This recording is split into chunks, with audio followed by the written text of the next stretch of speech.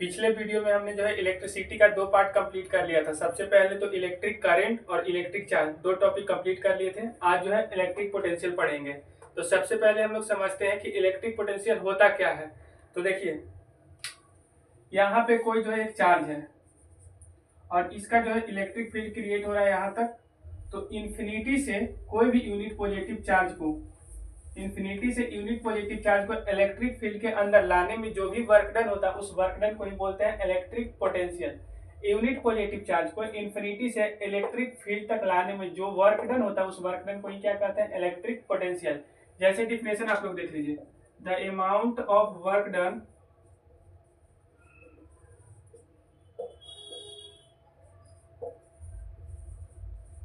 To brought unit positive charge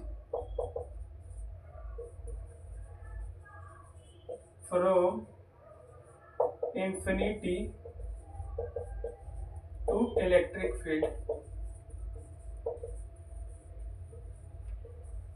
is called electric potential।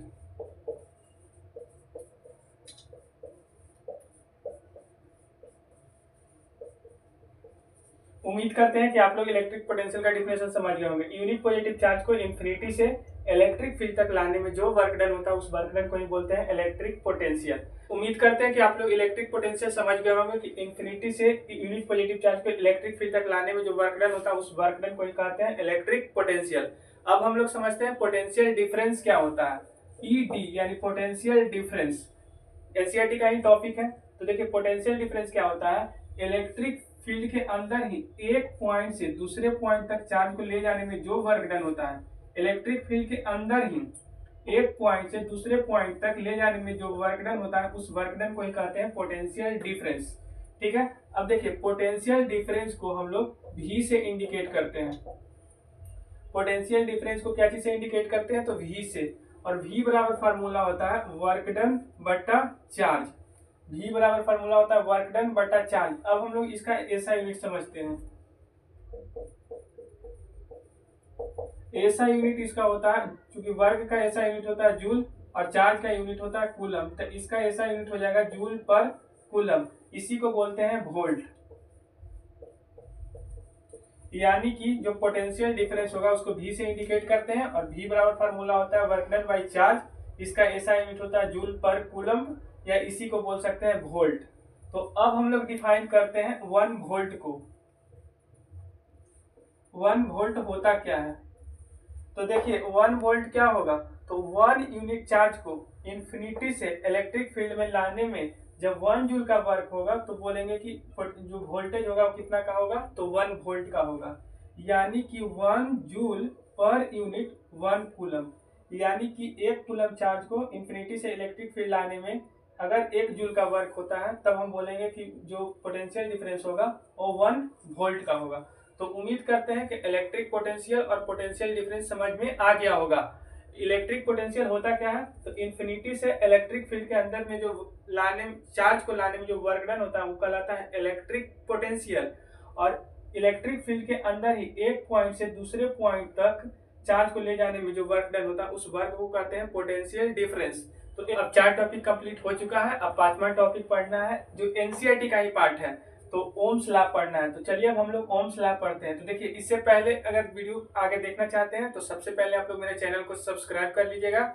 और अगर आप पीडीएफ के रूप में इसका हैंड रिटन नोट्स लेना चाहते हैं तो मेरे टेलीग्राम ग्रुप को ज्वाइन कर लीजिएगा। तो चलिए स्टार्ट करते हैं ओम्स लॉ से। तो ओम्स लॉ पहले होता क्या, पहले हम समझ लेते हैं। तो देखिए, ओम्स लॉ क्या होता है, कांस्टेंट टेम्परेचर पे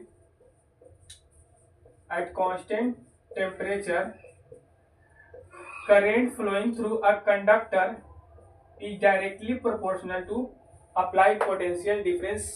यानी कि अगर कोई भी जितने भी फिजिकल प्रॉपर्टी है जैसे टेम्परेचर हो गया, प्रेशर हो गया और नेचर ऑफ मटेरियल हो गया, सबको कांस्टेंट करने के बाद जो करंट फ्लो करता है कंडक्टर से वो डायरेक्टली प्रोपोर्शनल होता है अप्लाइड पोटेंशियल डिफरेंस का। यहाँ से अगर हम इसको उल्टा भी लिख सकते हैं कि वोल्टेज जो है डायरेक्टली प्रोपोर्शनल हो जाएगा किसका, करंट का। तो जैसे हम डायरेक्टली प्रोपोर्शनल का अगर साइन हटाते हैं तो यहाँ से एक कांस्टेंट आ जाता है। इस कांस्टेंट को बोलते हैं आर। आर जो है कांस्टेंट है जिसका यहाँ पे नाम दिया गया है रेजिस्टेंस। तो तो यहाँ से जो है पोटेंशियल डिफरेंस का एक फार्मूला निकल करके आ गया, V बराबर I R, V is equal to I R, where V is the potential difference, I is the current and R is resistance।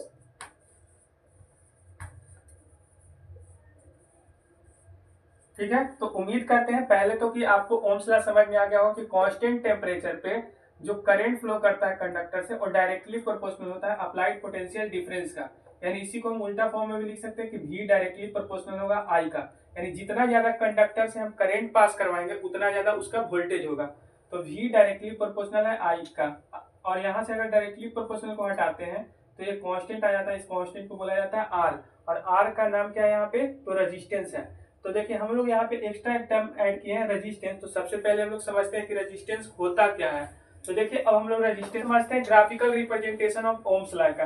तो देखिए हम लोग अभी पढ़े थे कि V डायरेक्टली प्रोपोर्शनल होता है I का, यानी इसी को अगर ग्राफ पे हम रिप्रेजेंट करना चाहें तो एक तरफ लिख लेते हैं करंट और एक तरफ लिख लेते हैं पोटेंशियल डिफरेंस। तो इन दोनों का जो ग्राफ बनता है वो ग्राफ बनता है स्ट्रेट लाइन का। ग्राफ कैसा होता है, तो स्ट्रेट लाइन होता है, यानी कि पोटेंशियल डिफरेंस और करंट का जो ग्राफ होता है वो स्ट्रेट लाइन होता है। तो ये आप ध्यान रखिएगा, एक नंबर का ऑब्जेक्टिव क्वेश्चन बन सकता है कि जो पोटेंशियल डिफरेंस है और करंट है इन दोनों के बीच में जो ग्राफ बनेगा वो कैसा बनेगा, तो स्ट्रेट लाइन बनेगा ग्राफ। अब हम लोग समझते हैं रेजिस्टेंस। क्योंकि यहाँ से कांस्टेंट आया था आई आर, तो आर था रेजिस्टेंस, तो हम लोग यहाँ पे समझते हैं कि रेजिस्टेंस होता क्या है। तो देखिए रेजिस्टेंस क्या है, तो रेजिस्टेंस का काम है करंट के फ्लो का विरोध करना। जैसे हम लोग सड़क पे चलते हैं तो हम लोग को विरोध करने के लिए फ्रिक्शन फोर्स काम करता है, तो उसी तरीका से करंट के फ्लो का जो अपोज करता है, जो विरोध करता है, वो कहलाता है रेजिस्टेंस। तो इसको अगर हम डिफाइन करना चाहें तो ऐसे लिख सकते हैं कि the opposition offered to the flow of current is equal resistance। यानी कि जो करंट के फ्लो का विरोध करे उसी को कहते हैं रेजिस्टेंस। तो ये हो गया रेजिस्टेंस का। तो यहाँ से हम लोग तीन फार्मूला कैलकुलेट कर सकते हैं। पहला तो फार्मूला हो गया V बराबर आई आर, तो यहाँ से अगर रेजिस्टेंस का फार्मूला अगर कैलकुलेट करना चाहें हम तो क्या आएगा, V बाई आई। तो रेजिस्टेंस का फार्मूला हो गया पोटेंशियल डिफरेंस बटा करंट। अब हम लोग इसका ऐसा देखिए, हम लोग अभी पढ़े V बराबर फार्मूला होता है आई आर, तो यहाँ से रेजिस्टेंस का जो फार्मूला कैलकुलेट किया हम वो हो गया V बाई आई। तो यहाँ से हम लोग इसका ऐसा यूनिट समझते हैं कि रेजिस्टेंस का ऐसा यूनिट क्या होता है। तो देखिए V का यूनिट हो गया वोल्ट और I का हो गया एम्पियर। तो यहाँ से आ गया ऐसा यूनिट वोल्ट पर एम्पियर। इसी को शॉर्ट फॉर्म में बोला गया है ओम। यानी कि रेजिस्टेंस का जो ऐसा यूनिट होता है वो होता है ओम। लिख लीजिएगा कॉपी पे कि रेजिस्टेंस का ऐसा यूनिट क्या होता है, ओम होता है। अब हम लोग समझते हैं इसके बाद कि रेजिस्टेंस जो है कौन कौन से फैक्टर से प्रभावित होता है। अब अगला टॉपिक पढ़ना है फैक्टर अफेक्टिंग रेजिस्टेंस, यानी रेजिस्टेंस को कौन कौन सा फैक्टर जो है प्रभावित करता है, अफेक्ट करता है। तो देखिए सबसे पहले तो रेजिस्टेंस को प्रभावित करता है लेंथ। तो लेंथ किस तरीके से रेजिस्टेंस को प्रभावित करता है, तो सिंपल सा जो अगर पढ़े सिंपल लैंग्वेज, तो रेजिस्टेंस जो है डायरेक्टली प्रोपोर्शनल होता है लेंथ का। तो यानी कि अगर किसी भी वायर का लेंथ अगर हम बढ़ा रहे हैं तो उसका रेजिस्टेंस भी क्या होगा, बढ़ेगा, और अगर लेंथ घटा रहे हैं तो रेजिस्टेंस भी क्या होगा, उसका घटेगा। यानी कि रेजिस्टेंस जो है वो डायरेक्टली प्रोपोर्शनल होता है लेंथ का। इसके बाद जो दूसरा फैक्टर है वो है एरिया ऑफ क्रॉस सेक्शन।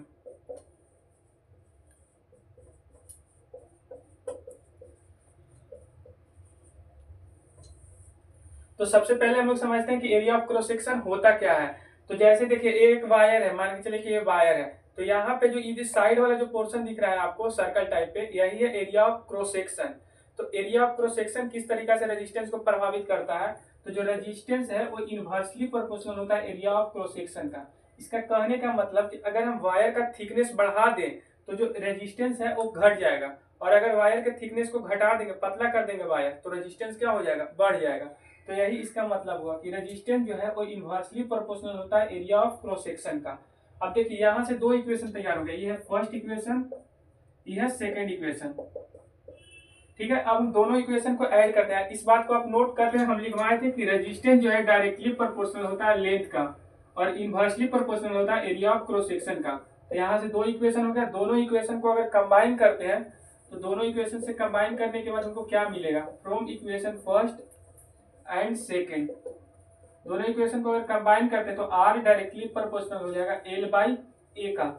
तो यहाँ से जो है डायरेक्टली प्रोपोर्शनल का अगर साइन को हम हटाते हैं तो यहाँ से एक कांस्टेंट आ जाता है, इसको बोलते हैं इलेक्ट्रिकल रेजिस्टिविटी। बुक में इसको रो नाम दिया गया है। तो यानी कि रेजिस्टेंस का फार्मूला हो गया डेल एल बाई ए, इसको बोलते हैं इलेक्ट्रिकल रेजिस्टिविटी। एक कांस्टेंट है, इस कांस्टेंट का नाम क्या है, इलेक्ट्रिकल रेजिस्टिविटी।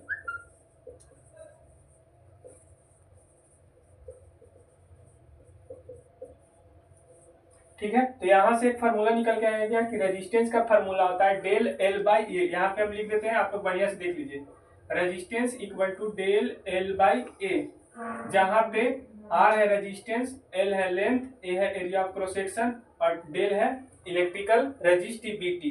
तो अब हम लोग इलेक्ट्रिकल रेजिस्टिविटी का ऐसा यूनिट समझते हैं कि इलेक्ट्रिकल रेजिस्टिविटी का ऐसा यूनिट होता क्या है। तो उससे पहले हम लोग इलेक्ट्रिकल रेजिस्टिविटी का वैल्यू कैलकुलेट कर लेते हैं कि हाँ उसका फार्मूला क्या होगा। तो यहाँ पे हम रेजिस्टिविटी को ऐसे ही छोड़ देते हैं। तो देखिए एरिया ऑफ क्रॉस सेक्शन इधर आ जाएगा तो मल्टीप्लाई में चल जाएगा, तो आर ए बाई क्या हो जाएगा एल। तो यहाँ से इलेक्ट्रिकल रेजिस्टिविटी का फार्मूला हो गया रेजिस्टेंस गुने एरिया ऑफ क्रॉस सेक्शन बटा लेंथ। अब हम इसका ऐसा यूनिट समझते हैं कि ऐसा यूनिट क्या होता है इसका। तो देखिए रेजिस्टेंस का ऐसा यूनिट होता है ओम, एरिया का यूनिट होता है मीटर स्क्वायर और लेंथ का ऐसा यूनिट होता है मीटर। तो ये मीटर स्क्वायर और ये मीटर, तो मीटर स्क्वायर से एक यूनिट खत्म हो जाएगा। तो रेजिस्टेंस का यूनिट है ओम और इसका यूनिट है मीटर। तो यहाँ से जो है इलेक्ट्रिकल रेजिस्टिविटी का जो ऐसा यूनिट निकल के आ जाएगा वो आ जाएगा ओम मीटर। तो उम्मीद करते हैं कि आपको यहाँ तक समझ में आ चुका है। तो अभी तक हम लोग दो फैक्टर पढ़े कि रेजिस्टेंस को प्रभावित करता है लेंथ, दूसरा प्रभावित करता है एरिया ऑफ क्रॉस सेक्शन, तीसरा फैक्टर जो प्रभावित करता है वो कौन सा फैक्टर है, तो तीसरा जो फैक्टर है वो है टेम्परेचर, और जो चौथा फैक्टर प्रभावित करता है वो है नेचर ऑफ मटेरियल।